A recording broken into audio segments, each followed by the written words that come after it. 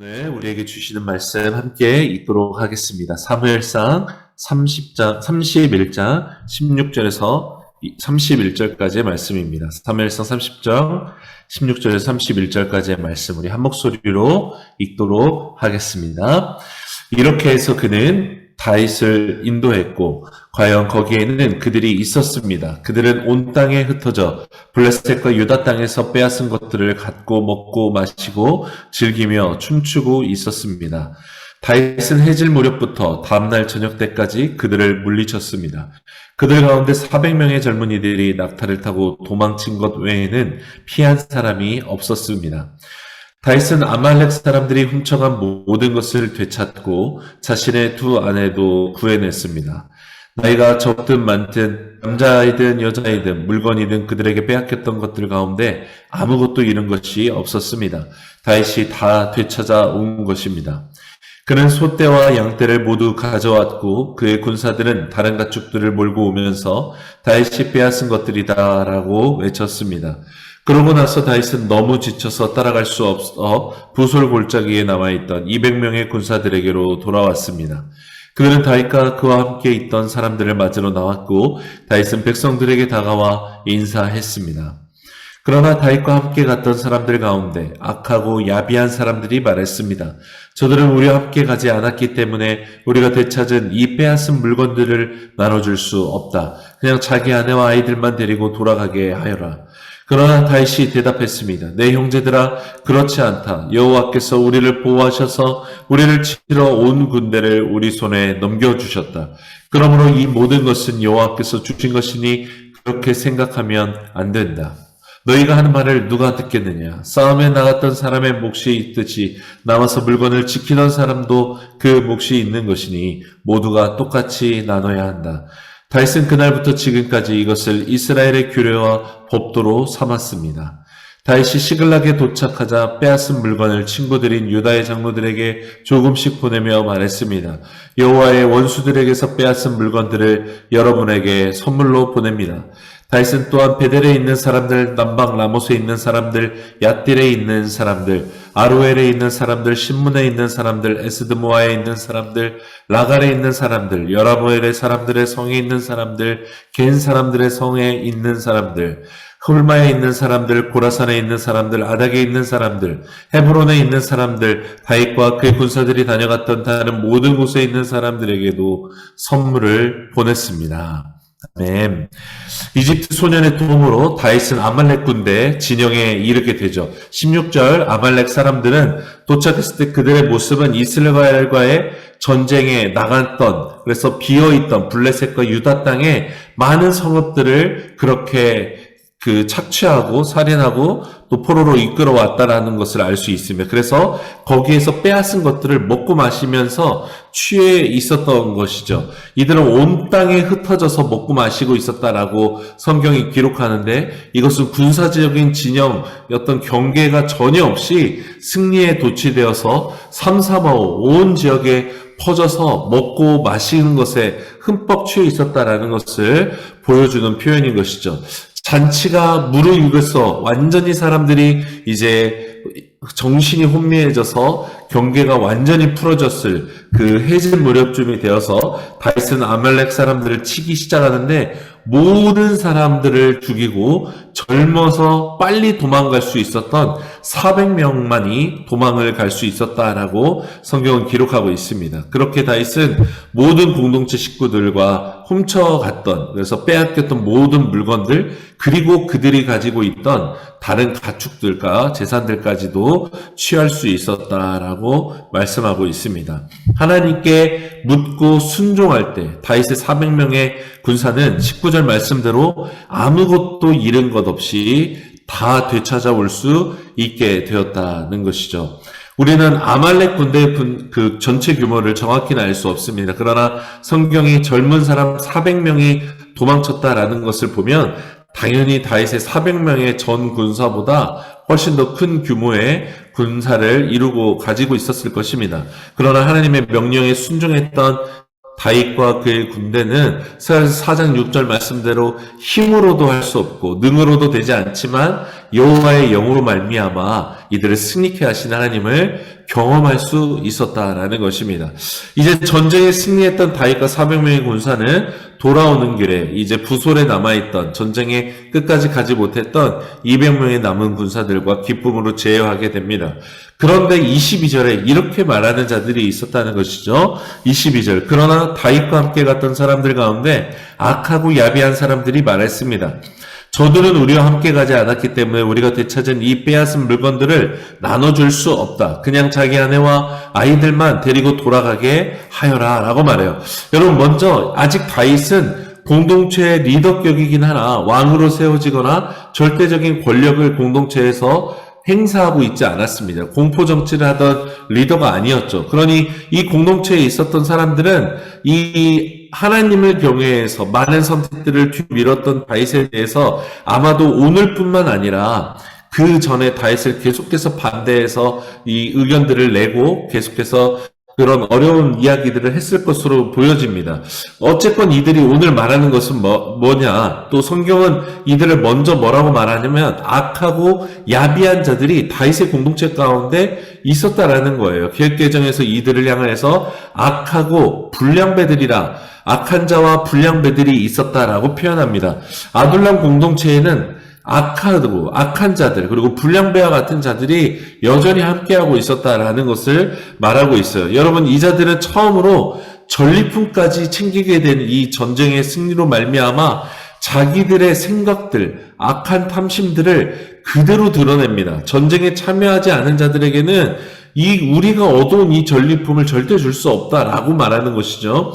이 말은 상당히 합당한 말처럼 보여지지만 사실 숨겨진 본뜻은 이 전쟁은 내가 고생해서 이긴 건데 왜 내가 얻은 것을 나눠줘야 되느냐라고 말하는 것과 똑같은 것이죠. 곧 하나님께서 주신 전쟁의 승리를 부인하고 있는 것입니다.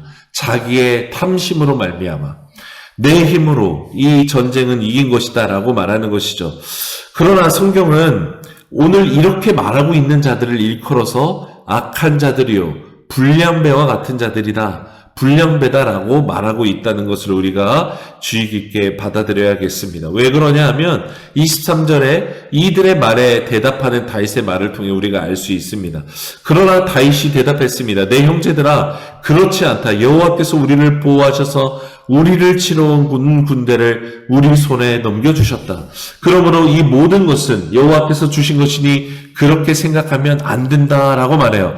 여러분, 불량배들은 내가 싸워서 이긴 것인데 왜 저들에게 두냐고 사람들과 이 남아있는 사람들과 자신들을 구별해 말하는데 다윗은 그렇게 말하지 않죠. 우리를 보호하셨고 우리를 치러 온 군대를 우리 손에 넘겨주신 것이다 라고 말해요. 다윗에게는 모두가 한 사람과 같은, 모든 공동체의 사람은 하나와 같은 것으로 여겨졌던 것입니다. 다윗의 말은 무엇입니까? 하나님께서 우리에게 주신 승리이기에 얻은 그 전리품은 우리 모두가 나누는 것이 맞다라는 거예요. 여러분, 우리는 다윗과 불량배들의 대화를 통해서 하나님을 믿는 것이 무엇인지를 간접적으로 또 직접적으로 깨닫게 됩니다. 다윗과 함께하면서 하나님이 인도하시는 전쟁에 참여했음에도 불구하고 불량배들은 하나님이 아니라 자기의 의를 드러내고 자기의 배고픔, 자기 배를 채우기 원했습니다. 그들은 이성과 공평을 말했지만 사실 하나님의 공의와 의가 아니었습니다. 하나님을 말하고 있지만 사실은 자기를 위하는 것이죠. 이런 합리성의 탈을 쓰고서 또 하나님을 대적하는 일들이 우리에게도 심심치 않게 벌어지고 있다는 것을 우리가 깨닫게 됩니다. 동시에 오늘 아말렉의 전리품을 취하는 본문이 굉장히 아이러니한 것은 사무엘상 15장에 하나님께서 똑같은 명령, 이 아말렉을 취하라는 명령을 사울에게도 명령하셨죠. 그러나 사울에게는 아말렉을 진멸하라는 명령을 분명히 주셨는데도 불구하고 그가 아말렉에 승리한 뒤에 이 명령에 불순종해서 좋은 짐승들을 오히려 취했죠. 그리고 이 자기 배를 불림으로 말미암아 결국 전리품으로 말미암아 하나님께 버림받게 됩니다. 그러나 오늘 다윗은 같은 아말렉을 치고 전리품까지 챙기고 그것을 우리 모두와 공동체 모두와 나눴음에도 불구하고 하나님은 오히려 이 나눔을 통해 다윗이 이제 이 아둘람 공동체를 넘어 유다와 이스라엘의 왕이 될 수 있는 기반이 되는 사건으로 삼으시고 있다라는 것입니다. 우리 두 사람을 가른 것은 결국은 아말렉 자체가 아니라 전리품을 취하는 것 자체가 아니라 하나님의 말씀에 전적으로 순종했는가였다는 것을 우리가 알 수 있는 것이죠. 사랑하는 여러분, 혹시 우리도 이 악하고 불량한 자들처럼 하나님의 일을 함과 동시에 하나님을 또 판단하고 하나님을 우리가 오히려 제한하려고 하지 않는지 살피기 원합니다. 또 하나님을 믿으면서도 세상의 잣대로 다른 사람을 측정하고 판단하는, 그래서 핏대를 세워서 오히려 자기의 것을 취하려고 하는 실수를 하지 않기를 원합니다. 여러분, 바로 선악과를 먹었던 죄의 결과가 사실은 이 모습과 그대로 연결되어져 있습니다. 선악을 알게 하는 죄라는 것은 내 의로서 다른 사람을 판단하고 그 판단 속에는 사실 하나님까지도 판단하는 그런 죄가 포함되어 있다는 것이죠. 이런 죄를 우리가 그쳐야 되겠고, 하나님을 온전히 신뢰함으로 하나님의 말씀에 순종하고 하나님을 따라가는 우리 모두가 되기를 원합니다.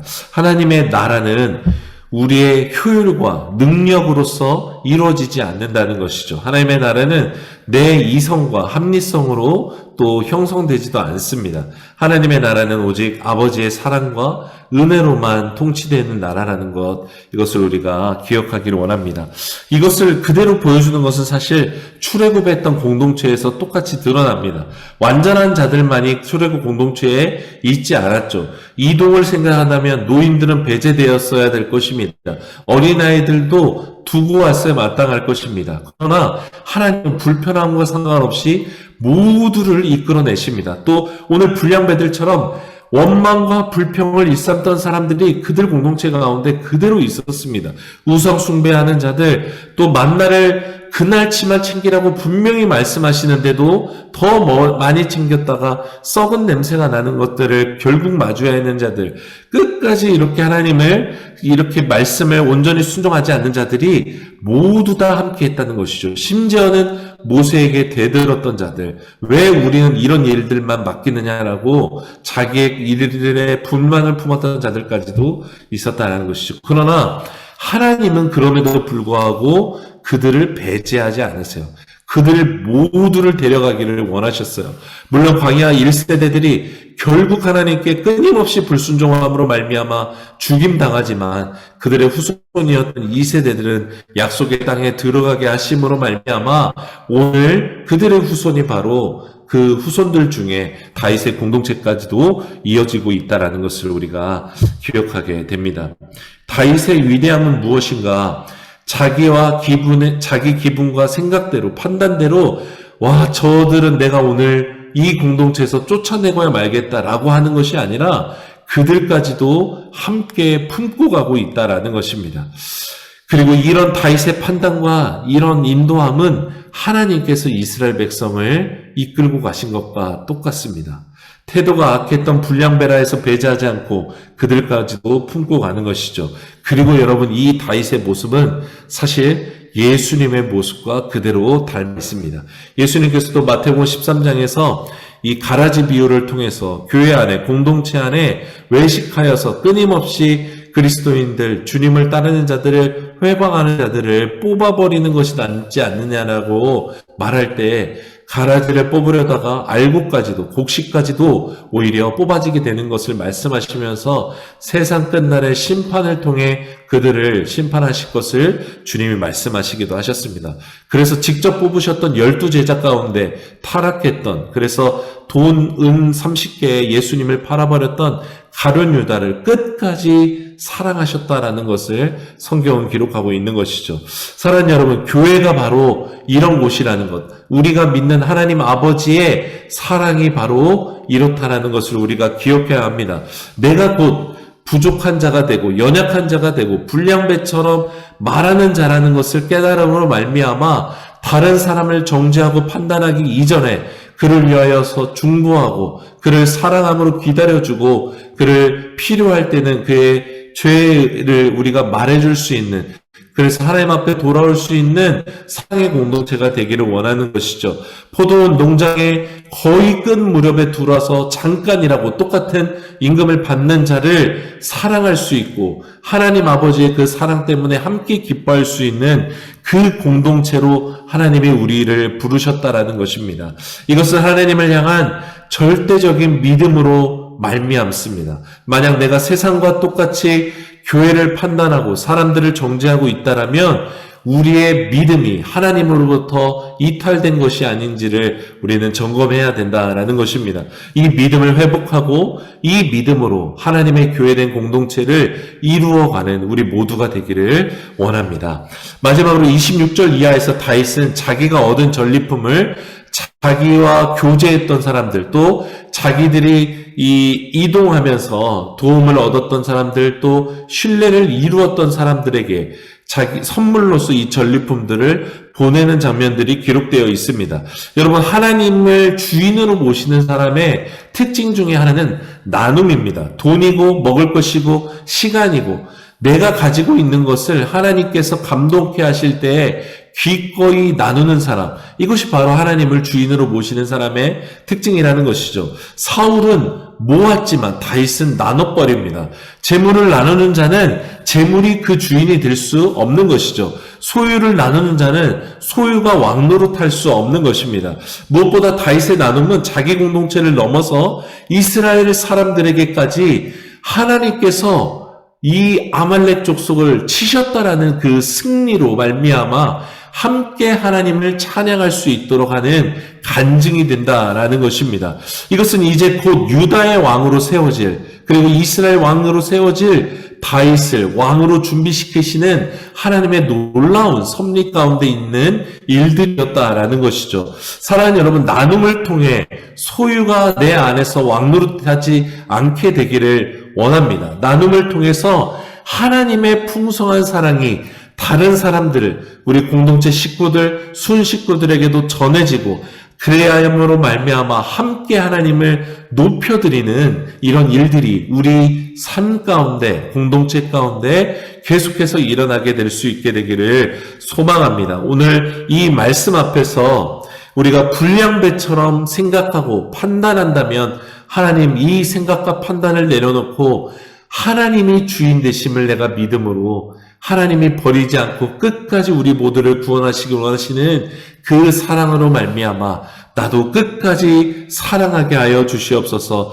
교회된 성도를 사랑하고 연약하고 부족한 자들이라 할지라도 그들을 용납하고 끝까지 그들을 사랑하고 하나 될 수 있도록 인도해 주십시오. 또 하나님, 나에게서 왕노릇하려고 하는 것이 무엇입니까? 이것들을 오히려 나눌 수 있는 이 마음과 헌신으로 나아갈 수 있도록 도와주시옵소서. 우리 이 말씀을 품고 주님께 나아가는 우리 모두가 되기를 간절히 소망합니다.